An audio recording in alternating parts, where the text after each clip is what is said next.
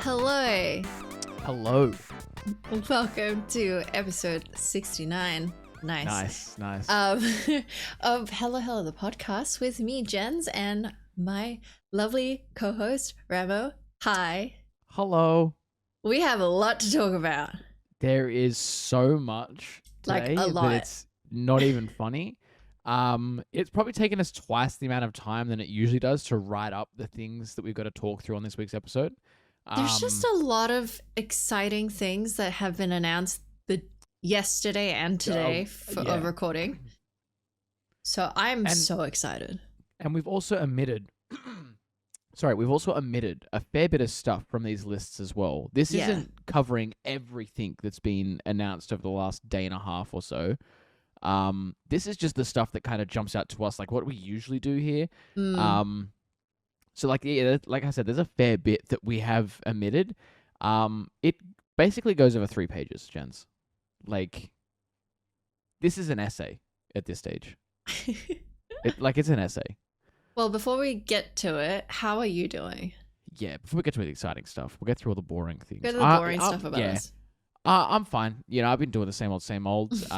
We finally started developing work on our uni project. So like we're starting to work on the actual app now. So that's kind of exciting. Oh, cool.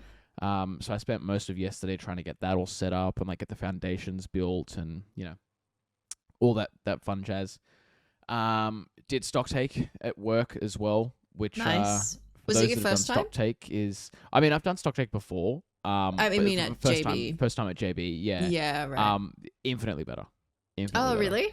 Yeah, I can't tell you just how much easier it is to count medium to large size boxes of things rather than counting individual cans of tuna. That sounds like hell. Yeah. So yeah, that was a good bit of fun, and they shouted dinner as well, so we got some burgers and things like that. Oh, that's nice. Which was nice, which again is a lot better than what Coles used to do. Hey, stepping up in the world. Look at you. Yeah. So yeah, that was the start of my week. Nothing too crazy. But what about you, gents? What have you been up to other than packing? I'm packing right now because I'm gonna go to Brisbane to see Billie Eilish. That'll be fun. Also, Stephen's mother. Yes, of course. What else have I been doing? Just streaming. What am I playing?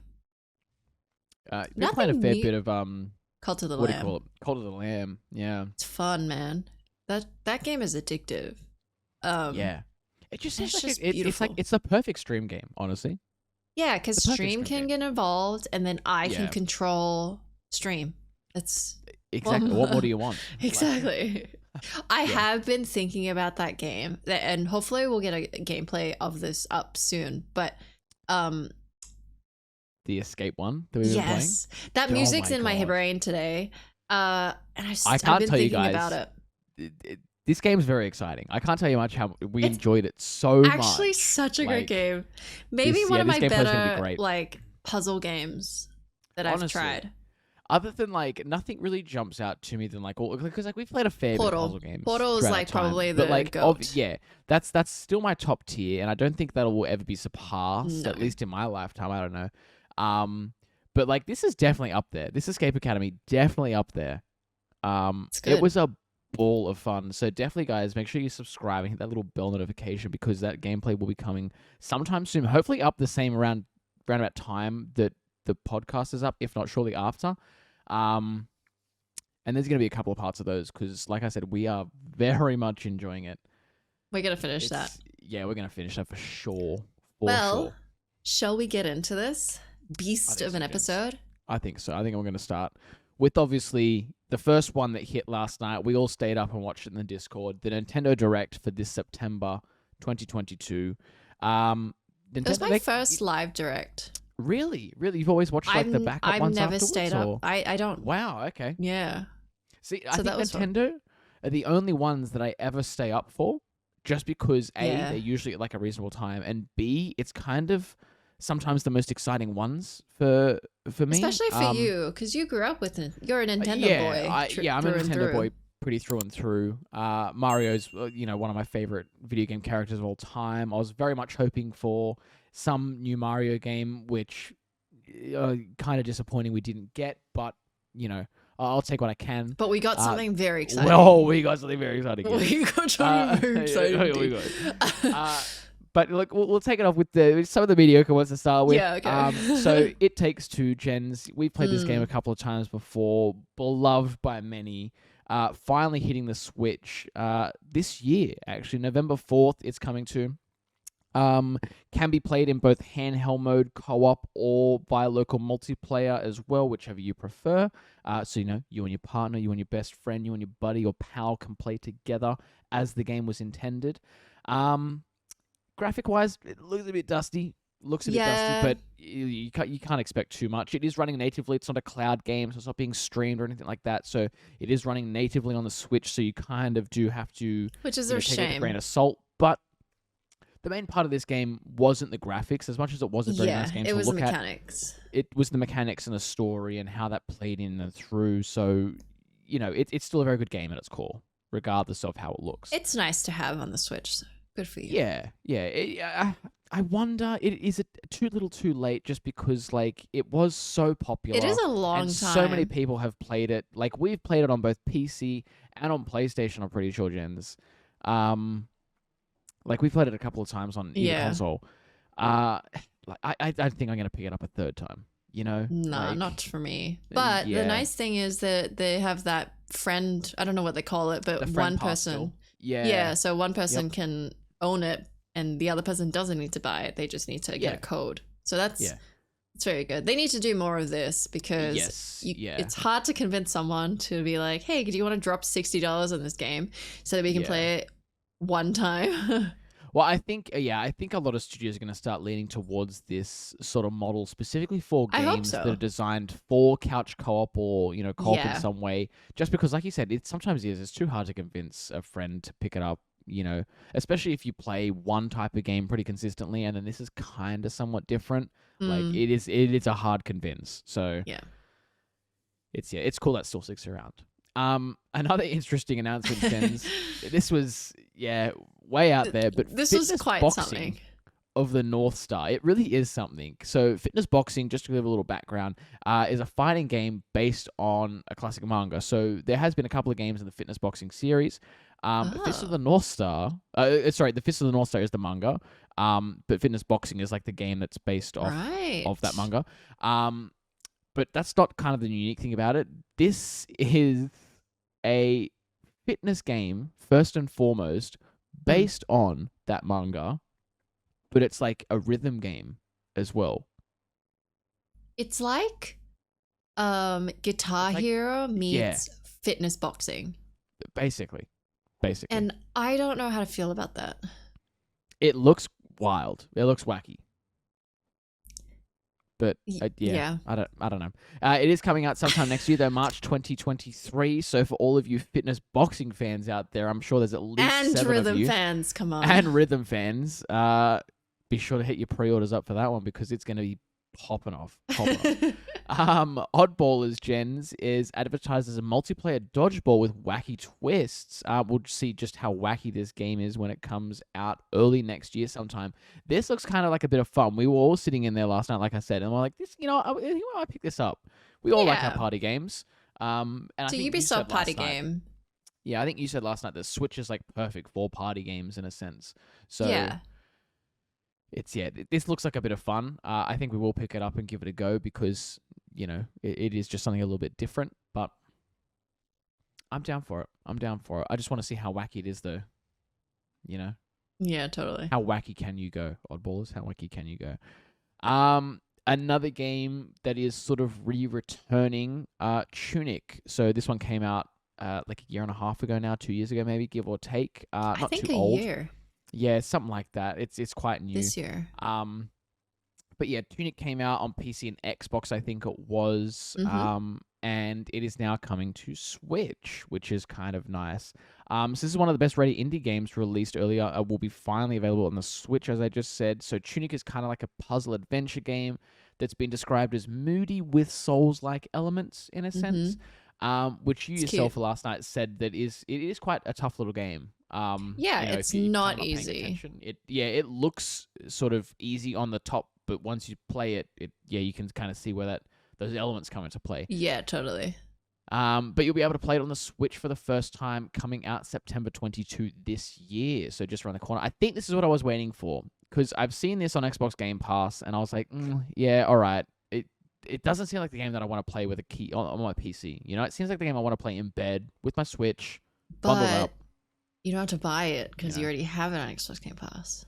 I know, but it's like, I know you mean. It is, and I think it'd be a really good handheld game.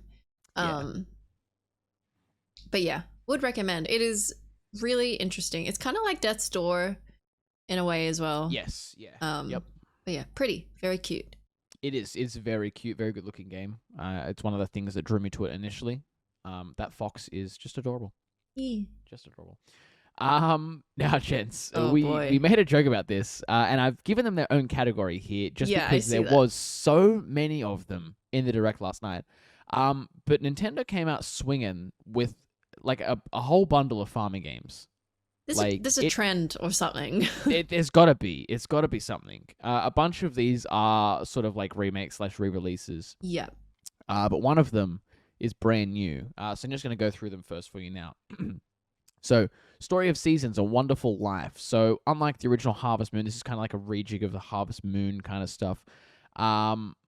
Unlike the original one, it seems like most of the characters are physically going to age in this and not just your child. So, like, the whole town around you is also going to evolve and grow up and, chop and change and so on and so forth. And the trailer also hinted at some story content that's exclusive to this version of it. So, you won't have seen everything, even if you've played through the entirety of the original GameCube game. So kind of interesting. It's a good way to get some people sort of coming back to it rather than just like slapping a new lick of paint on it and pumping it out again. Just like add a little bit extra. I like them when they do that. It's fun. Game will come out sometime in the summer of 2023. So our winters are probably right towards the end of the year, you can assume. Just the way it is. Fae Farm is the newest one in this, is a Stardew Valley-like with a Disney kind of aesthetic. It looked like the characters looked kind of me version-y, but like also Disney-like, if that makes sense. You get what I'm trying to put down? I don't know. Honestly, I don't remember which one I was looking at, so they are all very fucking similar. Yeah, but Fae Farm was the one that jumped out to me the most. Oh, it's the fairy one. Yes, the fairy one. That's the one. So yeah, and what's kind of neat about this was the character designs already seem a little bit more diverse than most farming simulators out there, which is kind of nice. You can be a little bit more personalized, I guess, to whoever you want to play as. And you can also play with up to 4 people in local or online multiplayer, which is always a nice addition. You'll be able to purchase the game starting in spring 2023 as well, so next year. And then finally, we got Harvestella, which is a new Square Enix game. They dropped the new trailer for it, which revealed a little bit more about the whole conflict of the game and farming sim as a whole. So a strange force called Quietus regularly sweeps through the village and withers all plant life that it touches. Just like a winter chill. Your adventure revolves around trying to resolve this mysterious phenomenon, and a demo will be available today, actually. So if you're listening to this and you want to check it out, head to the Nintendo eShop, and the full game is coming out just a little bit after on the November 4th this year. So, and that was 3 farming games in a one Direct. That's got to be a record, surely, right? There was a lot of farming. Has to be a record. I don't know why. Yeah, I don't know either. We said after the second one, we were like, we should have had a bingo card with like multiple farming sims. Drunk if we guessed. Oh, I think that's what we're going to do for the next Direct. Surely. Yeah, that'd be fun. I think we have to. All right, now getting to my exciting part of the Direct, the first bit of it. Obviously, last time Nintendo did a Direct, they announced the N64 like emulator coming to the Switch with a couple of games. And since then, they've released a couple of extra games for it, and we just got our first word of the next little batch that's coming for the Nintendo 64 add-on. So coming out this year in 2022, we're getting Pilot Wing 64 and Mario Party 1 and 2. Fun. Which is nice. I think there was no set release date for these, but it is sometime this year, so keep your eyes and ears peeled for those. They'll probably just update on the Nintendo Online app, so, just, like I said, keep your eyes and ears peeled. And then going into 2023, Nintendo also announced the slew of games that are coming out next year for the Nintendo 64 add-on as well. I'm assuming for the first half of the year, because that's typically what Nintendo do with these directs, is they usually announce things that are coming out within the next, 6 to 9 months, give or take, just to sort of keep you anticipated. They don't like to really announce things that are coming out in 9 years' time just because they know what's going to happen, So coming up probably sometime in the first half of next year, we're getting Mario Party 3. One thing that was really exciting for me is Pokemon Stadium 1 and 2, sorry. Very excited for those. I played the shit out of those back when I was a kid. Oh, really? Yeah, a lot of Pokemon Stadium was played. Great little game. Very excited for that one. 1080 Snowboarding is also coming, as well as Excitebike 64. And then, gents, the one thing that got me literally they teased you jumping for very joy. well for this. Jumping for joy, gents. I know. GoldenEye 007 is finally coming back. Finally. Oh my God. I think after 2 or 3 years of them having rumors and teasers and things like that they were either working on a remake for it or a re-release or something like that, Rare came back and was like, we're here, we're swinging, we're back. We're doing it. So yes, GoldenEye 007 is hitting the Switch, the Nintendo Switch Online version for Nintendo 64 sometime next year. Will include online multiplayer, and that will be exclusive to the Switch version. That's the big kicker, gents. That's the big kicker. But then Microsoft snuck their little head around the corner and said, give me a moment. Because they also announced that GoldenEye 007 is also coming to Xbox Game Pass. Oh. And then Rare said this version has been faithfully recreated for Xbox consoles, including achievements, 4K resolution update, and a smoother frame rate, even in split-screen local multiplayer. But this version doesn't seem to include that online multiplayer, which is exclusive to the Switch version. So I don't know how I'm feeling. I don't know which obviously I have Xbox Game Pass, so I'm gonna play it on PC as well. But do I also get it on Switch because it's got online multiplayer? Honestly, I just don't know. I feel like I would go for resolution and frame rate. I think I would too, but then it's we can't play together, me and you. Yeah. I could play with Emma, of course, but is the original GoldenEye, was it originally multiplayer? Yes. Or is it a single player? Yes. Oh, okay. So it was single player, and then it had a multiplayer mode, which was split screen multiplayer. And obviously that's the part that I remember playing the most because I had two younger brothers, and we would always play that. Interesting. And so that's the part that's kind of dragging me to this the most, is obviously that multiplayer aspect, because it's, like I said, the part that I remember the most. Yeah. And I think I also saw that the Xbox version is going to have twin stick support as well. Oh, where okay. I'm not too sure if the Switch version will. So originally on the N64, obviously it had that unique controller, which only had one joystick. So I guess you could argue that you're already paying for Xbox Game Pass, so you'll get that anyways. And then if you wanted, you can spend however much money they're going to charge on it for the Switch and have both. It's one of my favorite Nintendo games of all time. You're probably going to do that. I'm going to get both. Yeah. Let's be real. It's just a bit unfortunate that they have kind of It is interesting, yeah. The kind of features between the two of them, It's Yeah, obviously I understand because Rare is now owned by Microsoft, but the original game came out on Nintendo. It's just, I understand that, but it's a bit disappointing. But I'm still very excited nonetheless. Like I said, I was literally jumping for joy. I cannot make this up. Jumping for joy. I could hear you. It was very exciting. What got Emma jumping for joy though was the Mario Mm-hmm. Kart 8 DLC map. She was actually screaming her head off when she saw these come out. Merry Mountain is returning from Mario Kart Oh my God, Tour, Christmas. and it's the Christmas map. There's like a Santa flying around. It's very fitting because these are coming out this holiday as well. So like probably right at the start of December, I'm assuming. And then the one that Emma was screaming her head off at was the DS version of Peach's Garden. Is coming as well. And this is just one of the 2 maps that they've announced. So like there's going to be, I think, 6 more, if I'm not mistaken, because usually just like they drop peppered later. Yeah, because usually they dropped 2 new like trophies, sorry, which each trophy has 4 maps in it.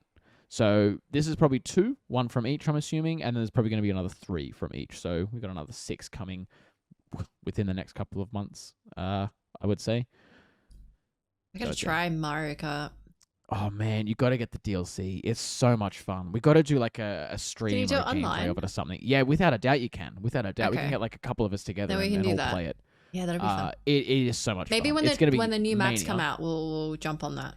Yeah, okay. Christmas video, Christmas stream, something like that. I like it. Yeah. And then they got to some of the exciting announcements as well, even more on top. They re-announced Pikmin Bloom, which I wasn't even sure this was a re-announcement, but I found out today. Oh, right. This originally came out in 2021. Oh. It was. Which I'm assuming was like released into a beta, which is why they kind of re-announced it yesterday. Right. Was to be like, okay, this is like the 1.0 release, the official one. You know, like this is it now.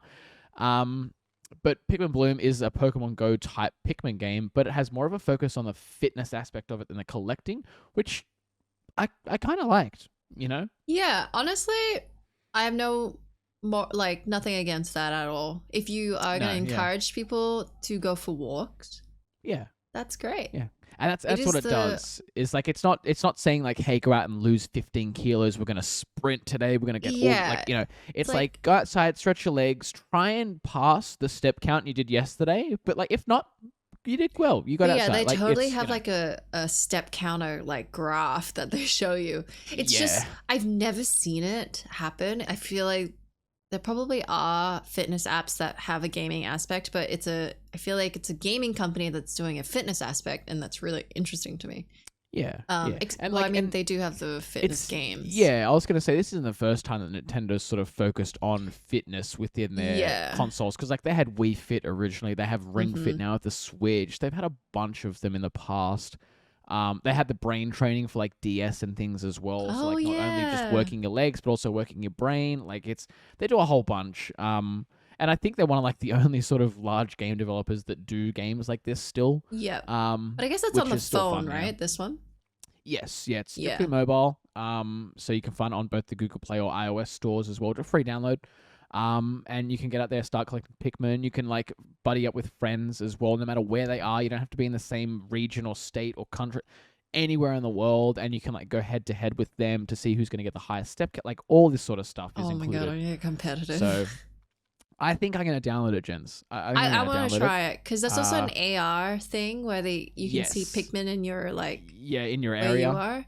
It's fun, very cute. No, it is. It looks fun. So I think I'm going to download it after this. And then on top of that, Jens, they announced the new Pikmin 4. Didn't give us really anything other than like a couple of screenshots of like some artistic renderings. Oh yeah, there was no gameplay at all. No gameplay at all, nothing like that. But they did promise that Pikmin 4 is going to be easier to play and will have a bit more of a strategic focus than a couple of the last entries in the series. So this latest entry of Pikmin is coming out sometime 2023 as well. They didn't give us a hard release date. They didn't give us a window. Nothing. So probably towards the end of next year, I'm going to say. But it's, I remember seeing Pikmin a lot when I was a bit younger, and like there's been a big lull of Pikmin, so it's kind of cool that they're getting their renaissance now as well. I've never heard of Pikmin. I've never seen them before, but they're very cute. They are very cute, yeah. So I'm all little for flower it. dudes, yeah. But it's On top of that, Jens, then we got to some of the spicy stuff. Bayonetta 3 got a new trailer / gameplay video thing. So in the latest installment of the series, Bayonetta will be facing off against bioweapons. Jens, bioweapons. And Luca, Jean, and Viola will be joining her in adventure from some of her other games. Platinum Games as well, the developers also revealed, now this is funny, Jens, they also revealed that the game features a modesty mode, they're calling it, which will allow players to cover up naked bodies, which is one of the big kind of staples of Bayonetta. Is it? Yeah, she can get pretty nude pretty quick, and so can some of the other characters, so there is this new modesty mode which will allow you to turn that off, I guess. You know that is never going to be touched. It's never going to be used. Never going to be used. Nah. Like, it's actually, that'd be good for streamers, though. So if you do want to play Bayonetta, now you have a little bit of a reason to, if you want to be a bit more family friendly, I guess, sure. I guess, but yeah, they won't.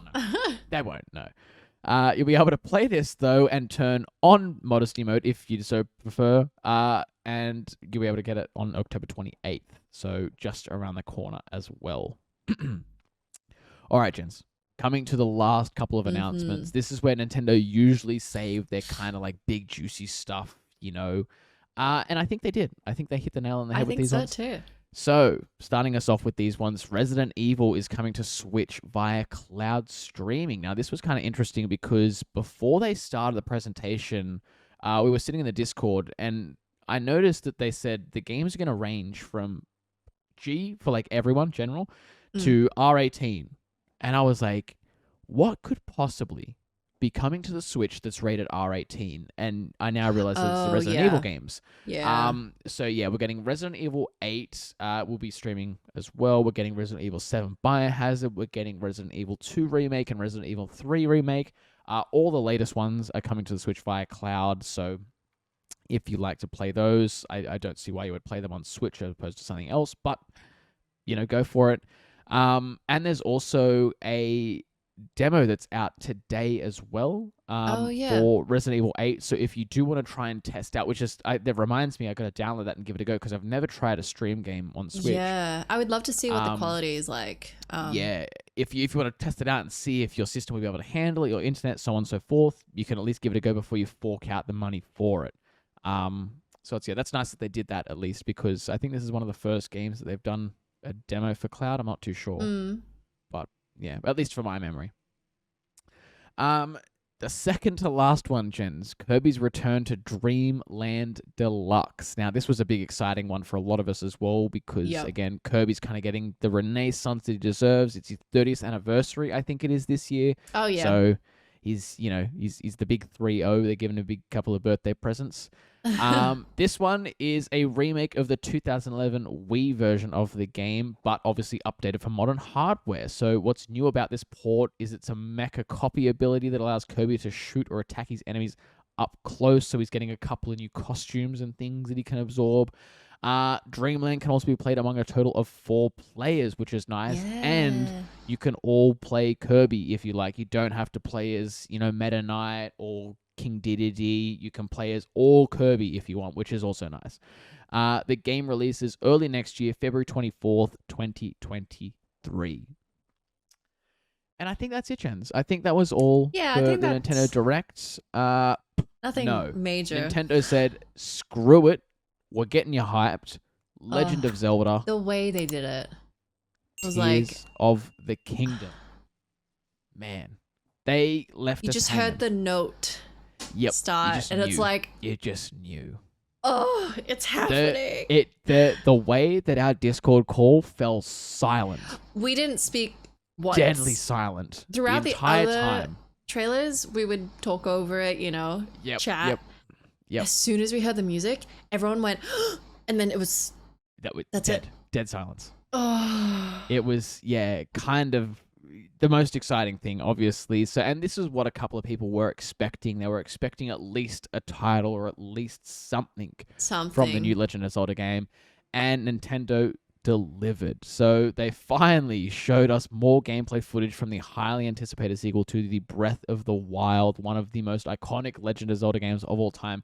One of the most iconic games of all time, Jens. Absolutely. So Link will be back traversing the game with his glider, and climbing is going to make a comeback. So it looks like we're still getting a couple of the same gameplay features from Breath of the Wild that are making a return, which, you know what? Not mad about. I really enjoyed Breath of the Wild. So did a lot of other people. Happy for that. It's really, you can't ask for any more.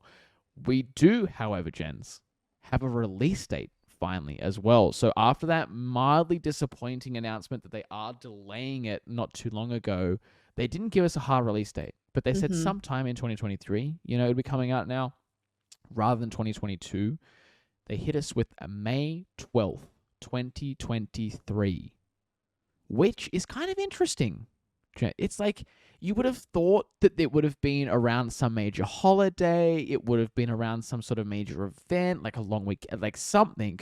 But they just picked May 12th, 2023, which, you know what? I don't mind. It's right at the start of the year. I can wait that long. It's a Friday. You still get the weekend to play it. So I'm actually, you bring up a really good point, because I wonder if there is a strategy or a reasoning behind release dates for some games. I mean, some games it's very obvious what it is, but yeah, others it's like did you think about this at all? I mean, not really last night, because I was kind of just like caught up in the whole moment and things like that. But like kind of as I settled down, I was like, it's just an interesting date, because it's like I don't feel like there's anything before it or after it to like. Maybe that's why. Which it could be why. But like for reference, and I know it's a bit of a different sort of situation, but like the original Breath of the Wild came out alongside the Switch. Yeah. So it was like a kind of a big major event for both Nintendo fans and Legend of Zelda fans, because you got like two new things on the same day. And it was a good reason to buy the Switch. Exactly. It was one of the main reasons to buy the Switch. So it's Yeah, but it's kind of interesting. I don't know. I'm still very excited for it nonetheless. I can't wait for it. And it was also kind of interesting as well, because they did initially delay this direct. This direct was meant to happen a day or two earlier, but they delayed it because of the unfortunate passing of Queen Elizabeth. And I sat there, I was like, why could Nintendo have possibly like delayed the online event that really has no direct correlation to like Europe or England or like the monarchy as a whole or anything like that? They're a Japanese company. It's streamed online. They're not congregating people anywhere. It's kind of just like a streaming event, right? But then we got the trailer and the announcement of the title of the game, and I was like, actually, that kind of makes sense, because it's called Tears of the Kingdom. So probably was a little bit too soon, I guess. You could also say that it was reaching a little bit, because again, there's no direct affiliation. But I guess with Nintendo and Japan being quite like, modest people, and they don't really want to take too much of a limelight away from things, I can understand why they did it, and they still only delayed it like a day or two. It's not like they delayed it a month and a half or something like that.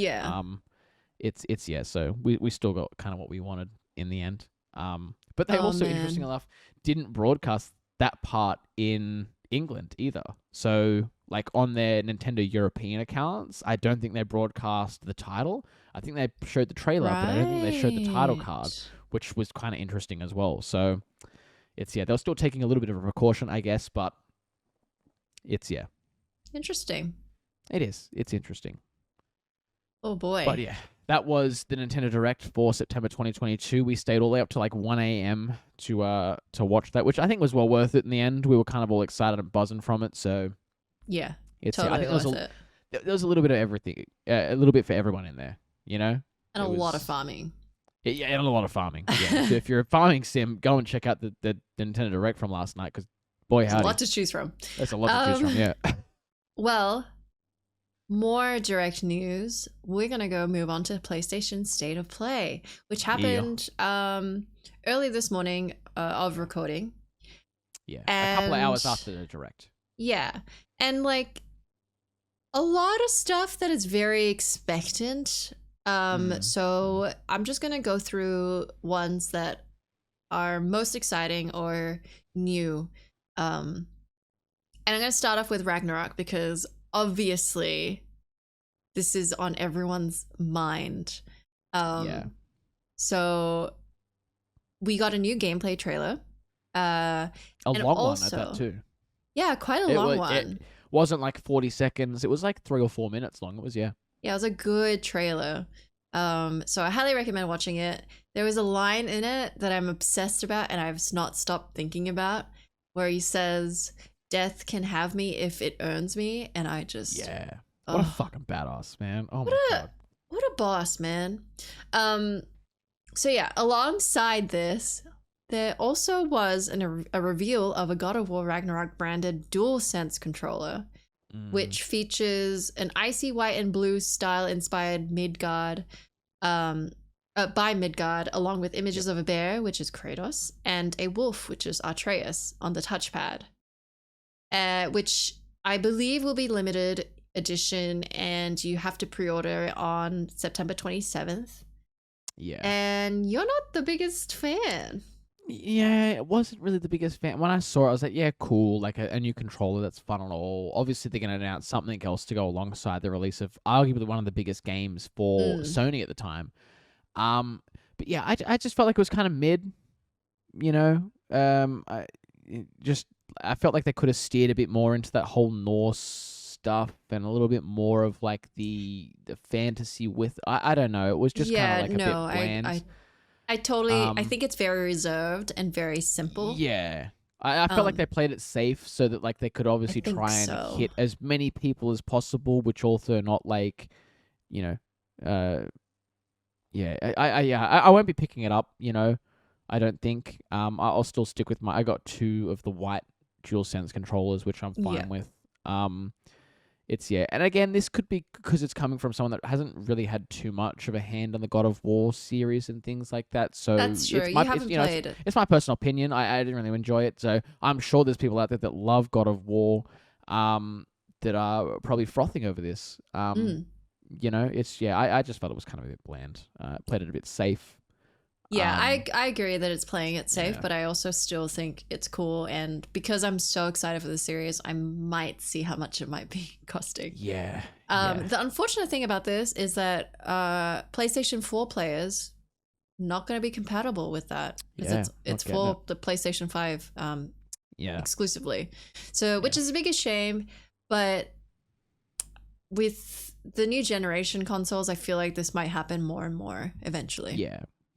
It's about time now. Well, like as much as it's still hard to get your hands on one of these consoles, it is about time that these kind of like studios start thinking about the future and a little bit less about the past, you know, going forward. And one of the easiest things to do is obviously with manufacturing new equipment. So of course you could still deploy the game to the PlayStation 4, which they are. So the game is still being available for PlayStation 4.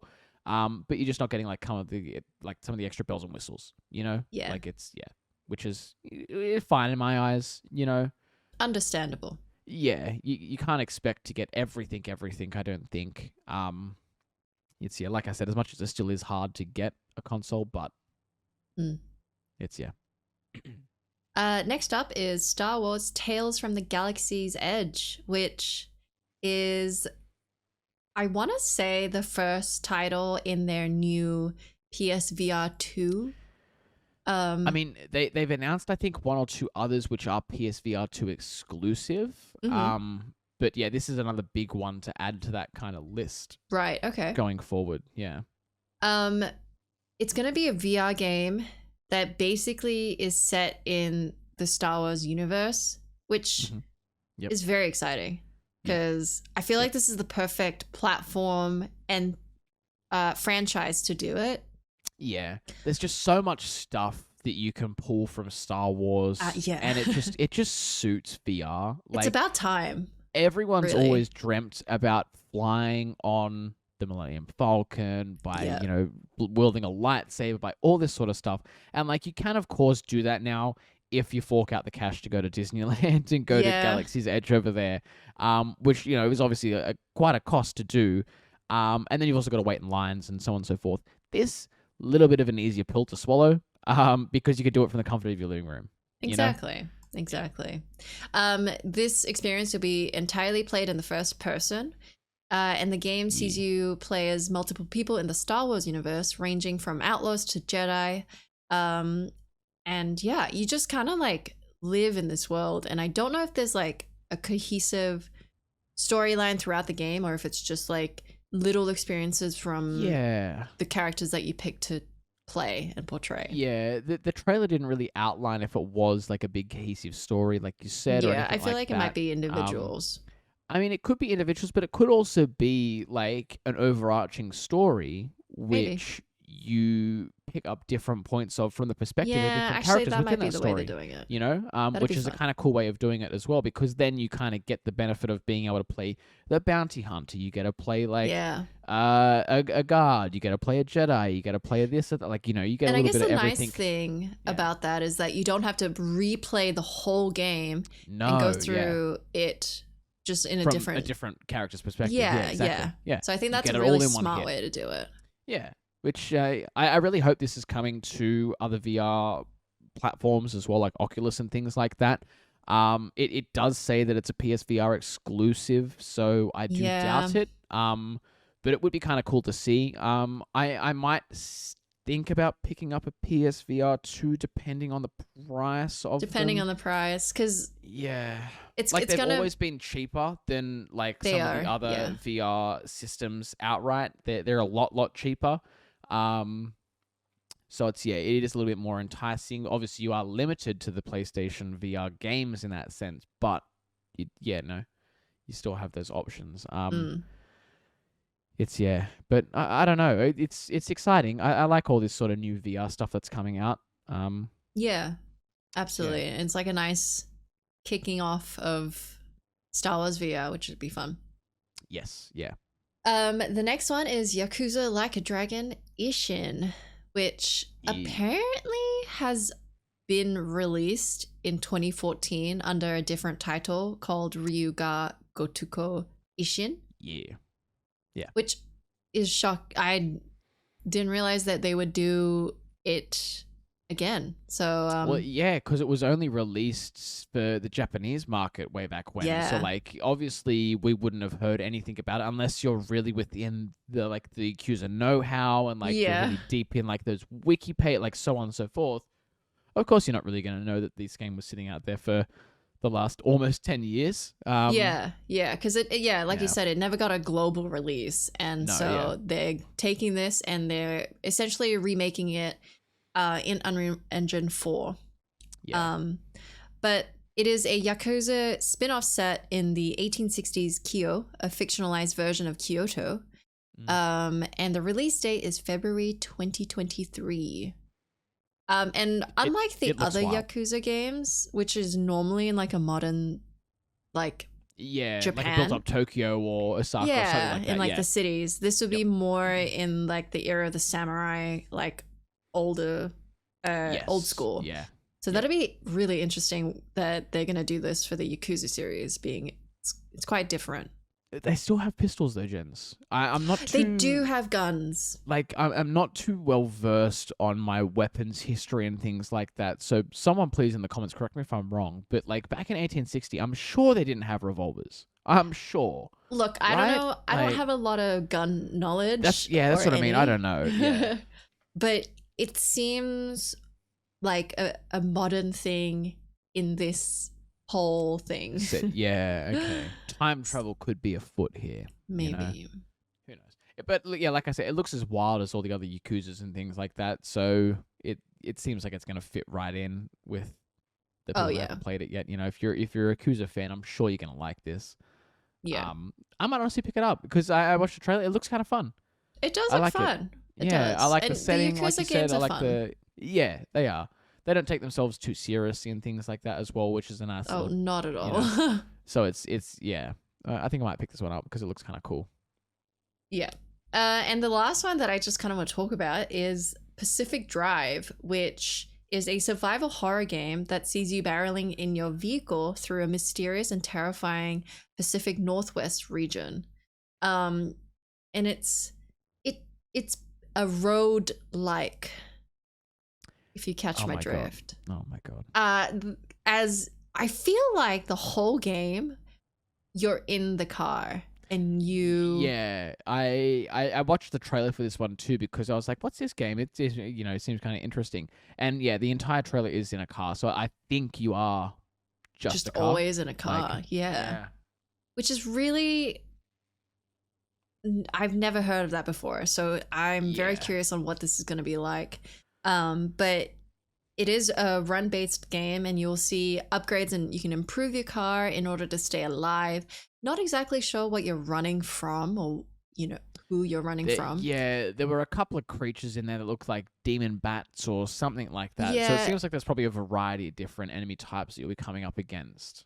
Yeah, and it's like, I feel like there's a nuclear aspect because I think you're trespassing in an exclusion zone. Yeah. So my guess is that you'll uncover what happened to this place and all the secrets that happened. There's some secrets afoot. Yeah. Yeah. I mean, it's very intriguing to me. I'm the worst driver, so I don't know how well I'll do. Yeah, this is gonna be interesting, actually. Yeah.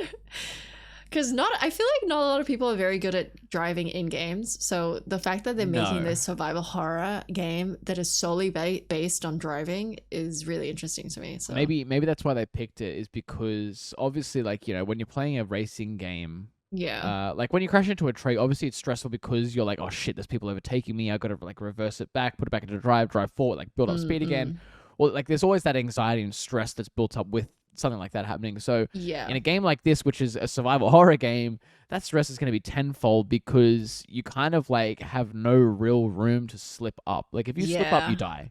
And like, what if you had to, like, say you crashed in this game, and then you have to like, oh, this bit's broken, I have to fix it, and you have to get out of your car and do it. It's like the Tarkov of car games. Yeah, that'll be so interesting. Oh, what's the Masama car? It's like that. You got to build it up. Oh, manually yourself without any instructions. I think there is a garage in this, if my memory serves me well. Yes, that you can, because that's where you're putting up all the the extra add-ons and attachments to your car and weaponries and things like that. Very cool. So it seems it's an interesting concept. It's an interesting concept. I'm all for it. I feel like they're trying something new, and it's their first game from the studio Ironwood Studios. That's cool. So exciting. Like that. Yeah. That's coming in 2023 to PS5 and PC. Cool. And that's all I have for PlayStation State of Play. Jens, we just spoke about 2 different studios worth of games for 45 minutes. Yeah. We just spoke about trailers. Yeah. That's incredible. And I'm excited. I'm so excited. And you know what? All of these are coming out within the next year. Like all of these, if they don't have a release date, it's still 2023 sometime, but they're all 2023. Which I so appreciate. It's so much better. I hate when I hear something that's 2 years away. Yep. I think Nintendo are very good at that. They're very kind. Yes, yeah. Nintendo have always done that, where they've sort of set themselves a short release date kind of window period thing. I just feel like it's more exciting that way, Yeah, like, totally. Yeah. So, but yeah, what a time to be a gamer, man. All of these announcements coming out all in one hit, and it's not even the end of the week yet, Jens. I know. It's not even the end of the week. Jeez. But yeah. All right. Because that's all for us this week, Jens. Was there anything you wanted to add on before we wrap up? No. Yeah, no, nothing from me either, guys. But like I said, make sure you do like and subscribe because there will be some gameplay videos going up sometime shortly. So keep your eyes and ears peeled for those ones. But as always, guys, thank you for listening and thank you for watching. Hopefully, we will see you all next week sometime. Bye-bye. Bye.